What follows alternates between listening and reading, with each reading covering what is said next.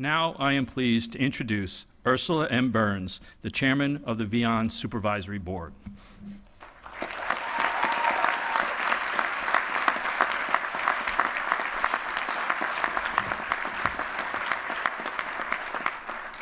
That was the best introduction that I've heard in a while. So thank you. Hey, where did you go? Short and sweet. I love these types of introductions. Welcome, all of you. I want to thank the faculty and staffs and the dais for just welcoming me this morning. I want to thank particularly the parents in the room. Can all the parents raise their hands? Yeah.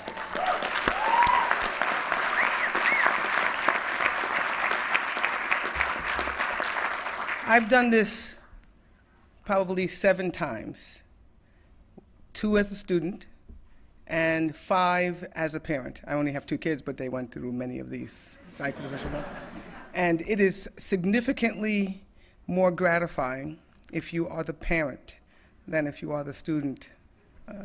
They've suffered with you through this, but you knew what you were doing. They had no idea what you were doing. And that's probably, as the previous speaker said, probably a good idea, a good thing as well. So thank you to all of the parents. And welcome to the world, class of 2018.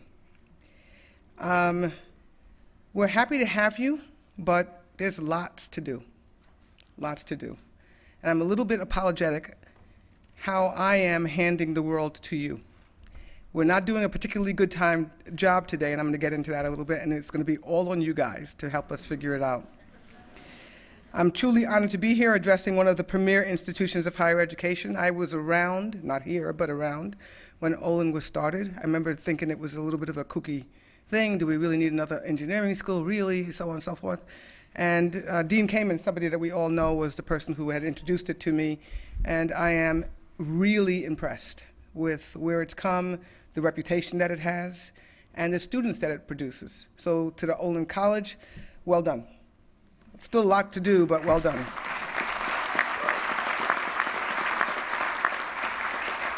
So to the graduates, the world has always seemed daunting to new graduates, but I doubt it's ever seemed so surreal. You are entering a world of contradictions, full of contradictions, an information age that's tainted by disinformation, a world of increasing connectivity, but one where it's hard to feel genuine connections, a time of relative peace and prosperity that is defined by senseless killings and mass poverty. For the past 20-odd years or so, you have largely been observers to this world, but after you step off the stage with a rather, I would say, marginally expensive piece of paper, a little bit less expensive than other places, you'll be joining this chaos. I think often about a 1970s song that I'm going to try to play for you at the end, that's called "The Revolution Will Not Be Televised." Now, this is many generations before you were even born or even thought of, but who knows that song by Gil Scott-Heron? Listen to this song, pull it up on your digital device, and if there's one thing you should do, you should listen to this song, because your life has to follow the words of this song. And I'll get into that a little bit more later. The song noted that we can sit back and watch TV or the many screens that you kind of watch today, and you could say, my God, this is really bad. It's really bad. Things are not going well. Wouldn't it be better if those people out there fixed this problem? And what the song says is that those people are us people. There are no other people out there trying to fix the problem. As a matter of fact, there are probably people out there designing further and increasing destruction to a good world. So it's really important that you guys listen to the song, it's a nice beat, but also pay attention to the words, because we're counting on you to fix these problems. What we need is active engagement, and active engagement not to start some new app or pizza delivery thing or start a company that gets $1 billion by selling it to another company. That's all good stuff, but we're spending entirely too much time on that stuff. We need potable water, we need food, we need access to good education, we need peace, we need inclusion.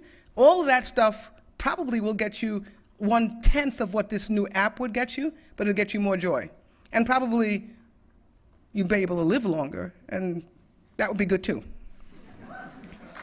So before I go much further, I want to explain a little bit more about myself because you're going to have to listen to me for about an hour, and it's hot, and I just want to make sure you get some context for my hour-long speech. I get it. I have kids too. If you are anything like my kids, that you are saying, just get off quickly, please, and let me go off and do whatever's next, and it's probably better than sitting here and being hot. But I have you. You don't have your degrees yet, and you have to listen to me to get them, so listen up. My name is Ursula Burns, as you know. I wear many hats, but the one that I'm best known for is being the CEO and chairman of Xerox. The one I should be better known for is being a mother and wife, but okay. I'm the first black woman to lead a Fortune 500 company, and there's not another one, so this is not a really good thing to celebrate. I'm the first and only. That's not the way it's supposed to be in this world, but I'll take it for now. I also serve on the boards of American Express, ExxonMobil, Nestle, Diageo. Diageo makes the stuff that you drink, you know, Johnny Walker, that kind of stuff. Hopefully you don't drink too much of that, but I don't know, are you even old enough to drink that? You are? Okay, good. I lost track of the drinking age. And Uber. And my current role is the executive chairman of this company called VEON that serves Eurasian countries, Pakistan, Bangladesh, Algeria, trying to deliver to these societies digital communications. It's actually a pretty neat job.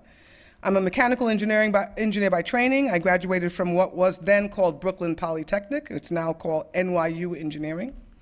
And I got my master's degree in ME from Columbia University, myself and your president. I call it the real degree. The other degrees are kind of trailing. You know, this civil engineering stuff, this electrical engineering stuff, computer science. Really, mechanical engineering is where it all starts.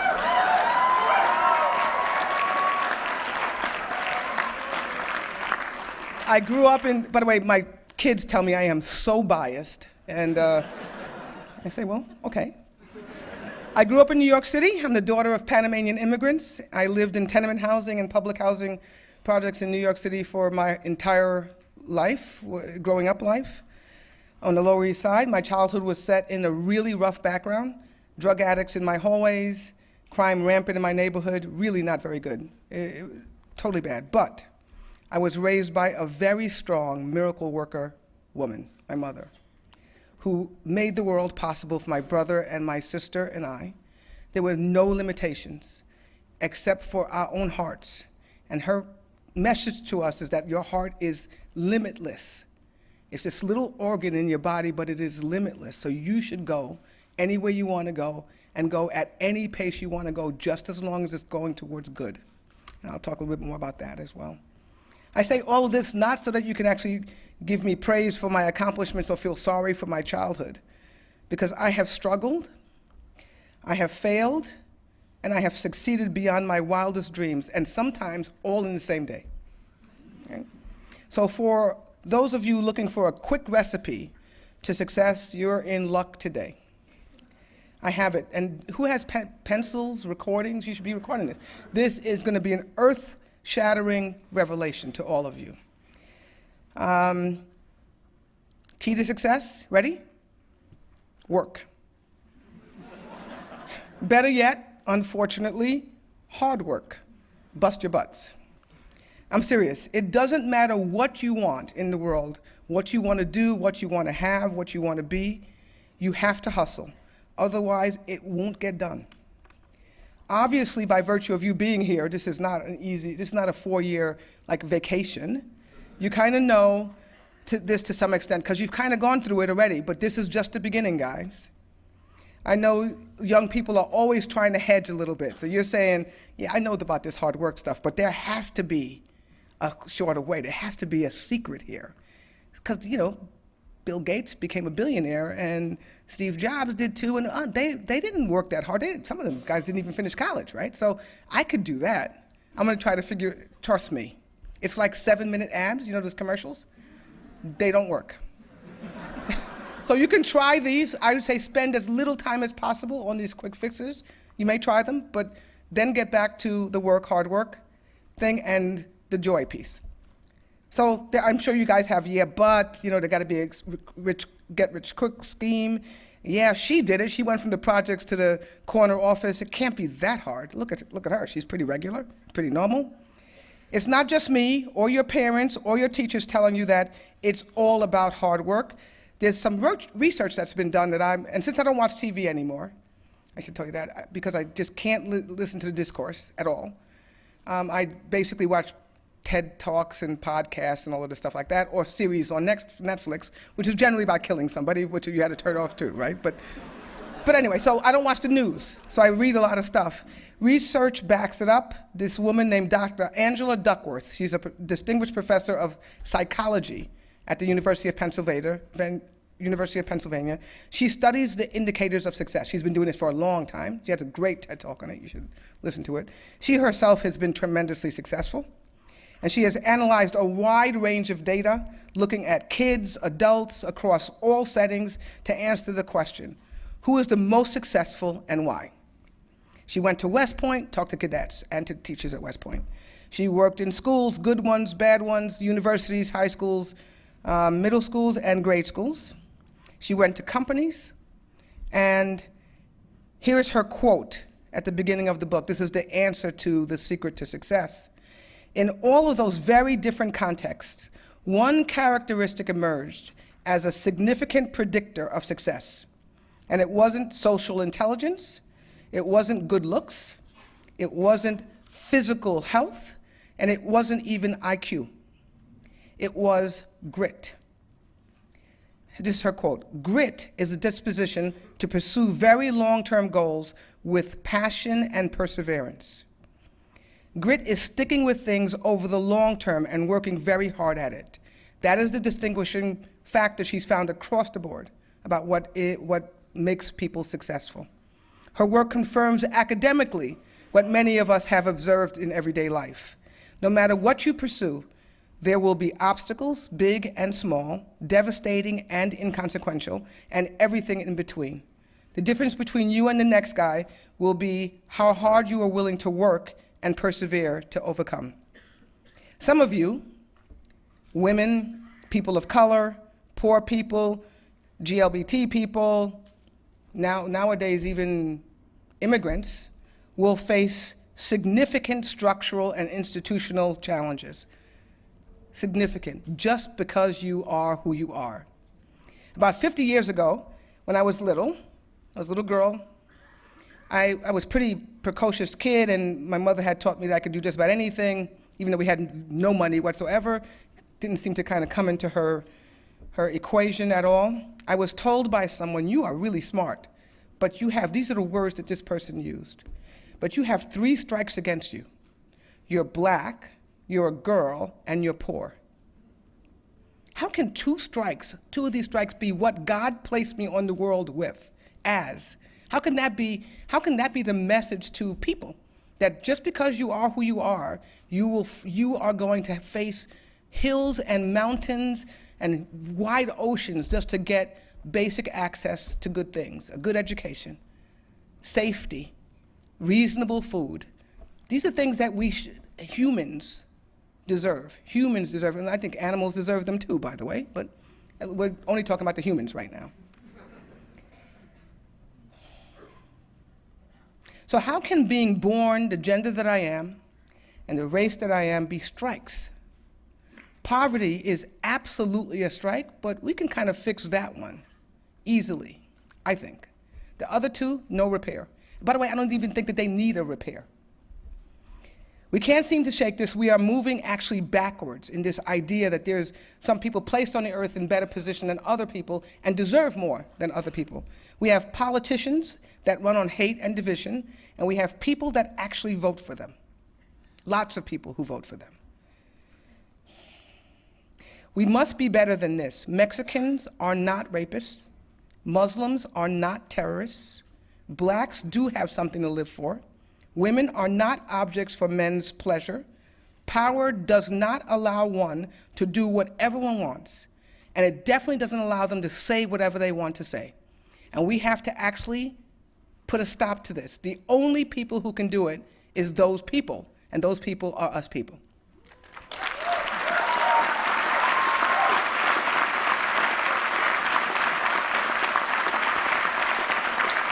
So, I promise often to not get into politics because it's one of these discussions that actually cause me to cry. So I'm not going to do that because I'll be crying. But I'm going to go a little bit further. You have to vote. You have to get your friends to vote. I don't care what you vote for or who you vote for, but we have a country today where 20% of the people decide the future for 100% of the people. And by the way, then we complain about it.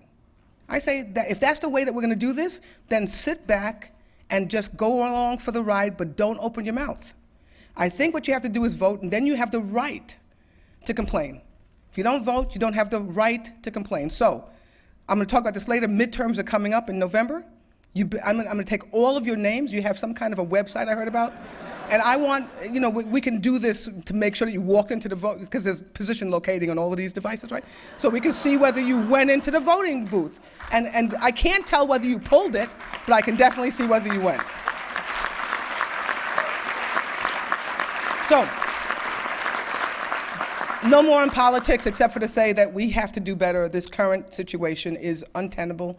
It is not sustainable. We have to fix it. So let's get out there and fix it. Because of this kind of division that we have, that we can actually divide people into worthy and unworthy by just looking at them, we have this thing called social immobility. Remember, it used to be called social mobility? It's now social immobility. And I, like I said, a lot of reading, a lot of studies, so this is another one that's really interesting. UCLA, Harvard, and Stanford analyzed, you guys have seen this in the newspapers, I'm sure. They've analyzed the tax returns against census data. This was a big splash when it came out. And I will not go too far into it because there's a lot of interesting data. I'm just going to give you one little piece of the data that came out, of the findings of the analysis came out. So income for most race groups range from about 50% to 80% of the corresponding white income level. So it does, whatever, if you're white male, then you make 100, and everybody else makes at most 80, and some of them make 50.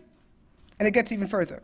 Access to upward mobility, which is what we call the American dream, this big tenet, you work hard, you go up, is actually interesting.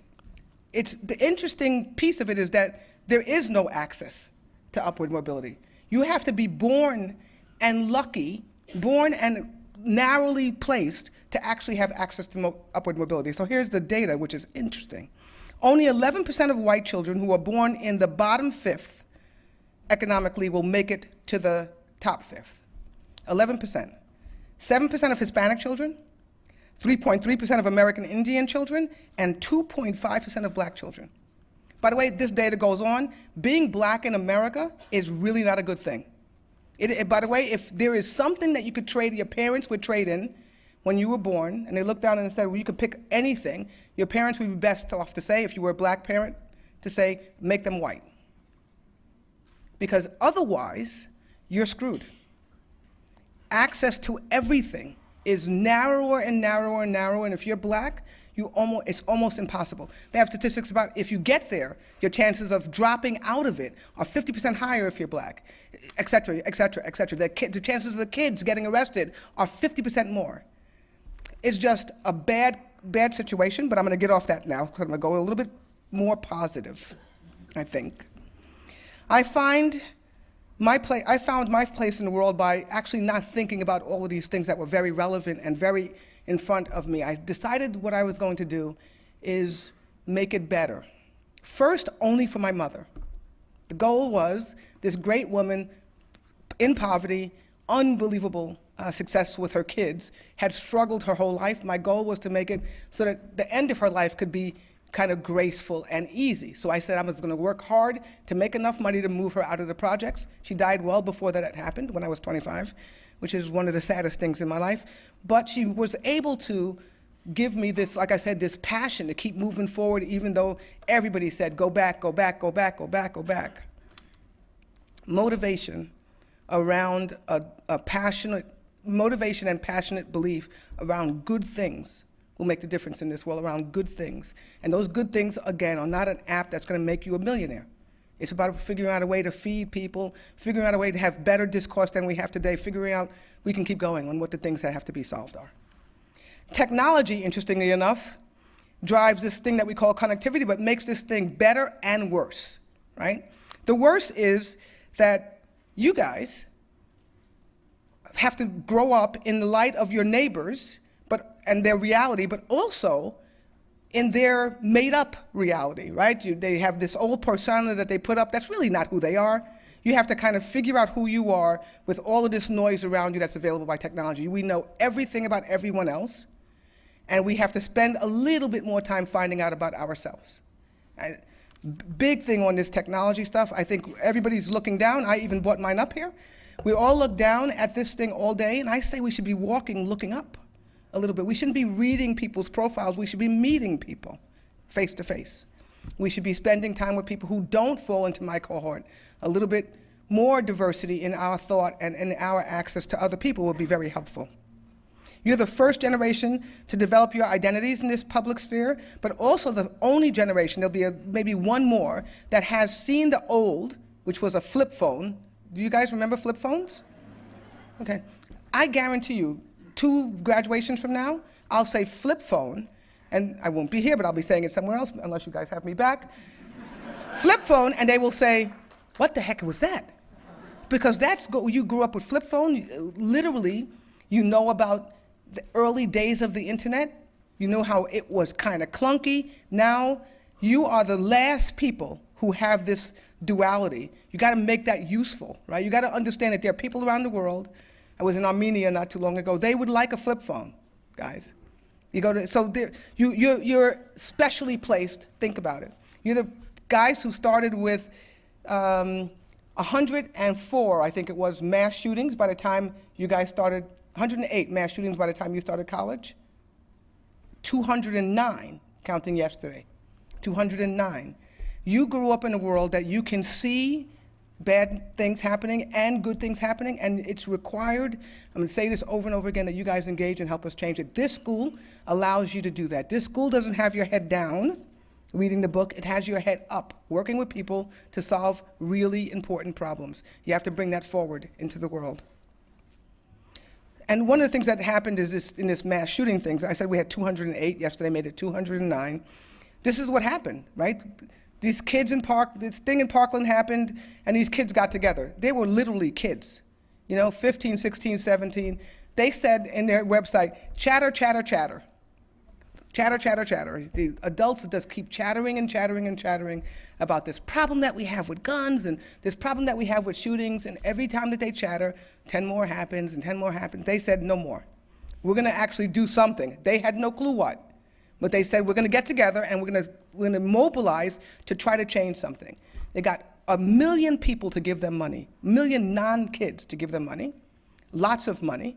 I think about probably 5% of it went to buying beer and that kind of stuff, but because there was little control of what happened to this money. But what they did that was interesting, beside the beer and the other stuff, was in every one of their locations, they had voter registration sites. Did you know this?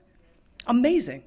And they signed up, we don't know the number, millions of people to vote. First time, young people, old people, whatever, to vote.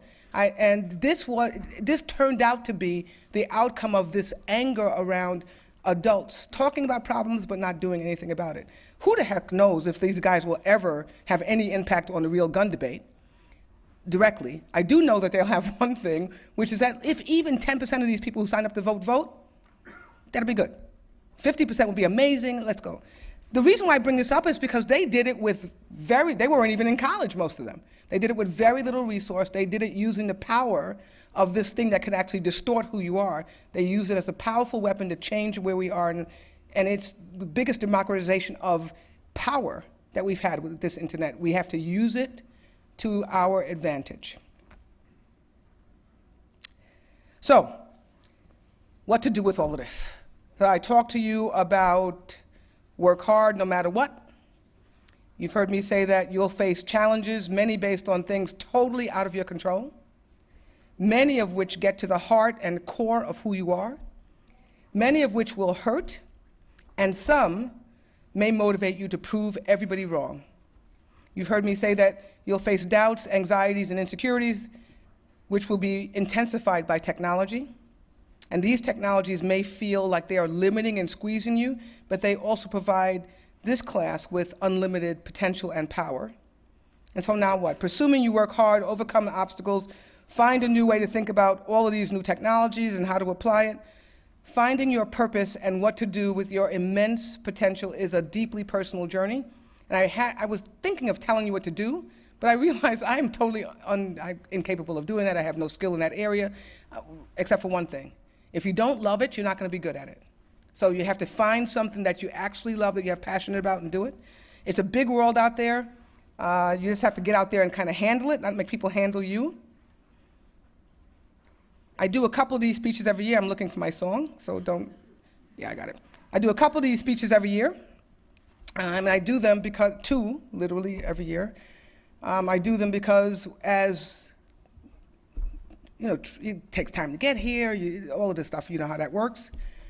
It's free, I don't get paid. Not that I would take it even if I did. The reason why I do them is because of you. You know, this is the best time in your life. By the way, this is the best time in your life so far, and tomorrow will be a better day and a better day and a better day. I can actually promise you that you have a good life, a good time, if you keep focused on the right things. And the right thing is very rarely money. Very rarely money. You can't be poor. Poverty really sucks. But wealth sucks too without purpose, right? So you have to focus on the right things. It's not easy or linear or inevitable, this thing called joy, success, but you must continue. So get out there, you gotta knock them dead. It's kind of an aggressive word, but you know what I mean. Kiss them all or whatever, make them all happy, attack the problem. And if they ask you, you know, how do you know? You say, Ursula sent you, right? They don't have a chance. So, I'm gonna close with the word, this Gil Scott-Heron song. I'm gonna try to do this, and if it works, I will be really thrilled. And if not, somebody's gonna have to come up and help me do my phone, which I'm hoping is not so. There you go, okay. So, listen carefully, because there's a couple of funny things in this. I'm not gonna play the whole song, I'm just gonna play the beginning, but I worked for 38 years at a company called Xerox. And if you pay attention, Xerox is in this song, right?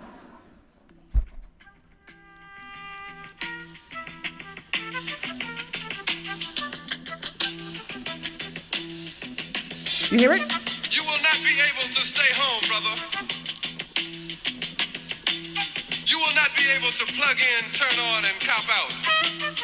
You will not be able to lose yourself on Skag and skip out for beer during commercials because the revolution will not be televised. The revolution will not be televised. The revolution will not be brought to you by Xerox in 4 parts without commercial interruptions. The revolution will not show you.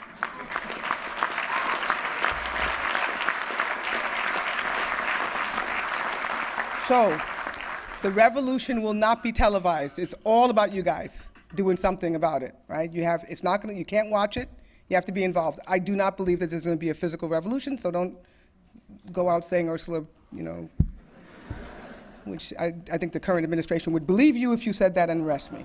So don't say that. Don't do that. I mean, the revolution is around the current state. The revolution is around negativity. The revolution is around lack of access. The revolution has to be around a world that's more inclusive and better and balanced. So thank you.